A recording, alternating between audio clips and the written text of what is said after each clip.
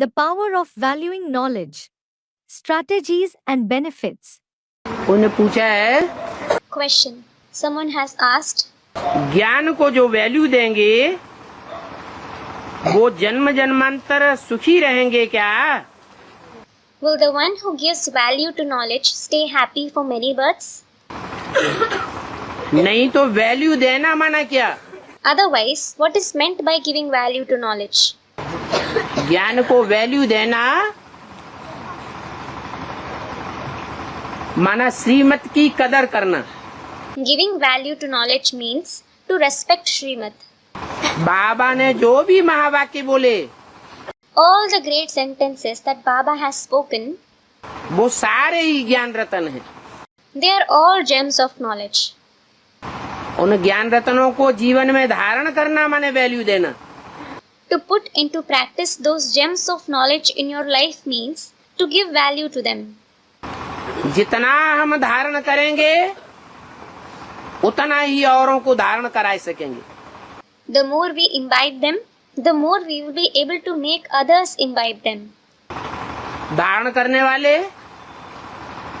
यहाँ ज्ञान रत्नों को धारण करते हैं और वहाँ जन्म जन्मांतर स्थूल धन के अधिपति बनेंगे। Those who imbibe the gems of knowledge here will become owners of physical wealth there for many births. अर्थात That is, ये ज्ञान रत्न ही स्थूल रत्न बन जाएंगे। these gems of knowledge will themselves become physical gems. ये जन्म जन्मांतर की बात है, This is about many births. एक जन्म की बात नहीं है। It is not just about one birth. ये बाप का बड़े से बड़ा वर्षा है। This is the biggest inheritance of the father. बाप है निराकार The father is incorporeal. तो उसका वर्षा भी ऐसा है। So, what is his inheritance also like? अरे बाप इस सृष्टि पर आता है Arey, when the father comes in this world, तो क्या धन संपत्ति महलमाड़ियां लाता है? does he bring wealth and property, palaces and buildings with him? ज्ञान रत्न ही देता है। He gives only the gems of knowledge. निराकार बाप की ये निराकारी धन संपत्ति है। This is the incorporeal wealth and property of the incorporeal father. इसको अपने जीवन में जो जितनी वैल्यू देगा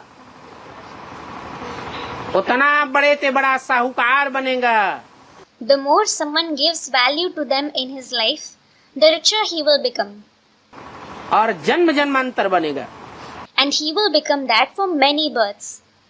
एक दो जन्म की बात नहीं है। It is not about one or two births.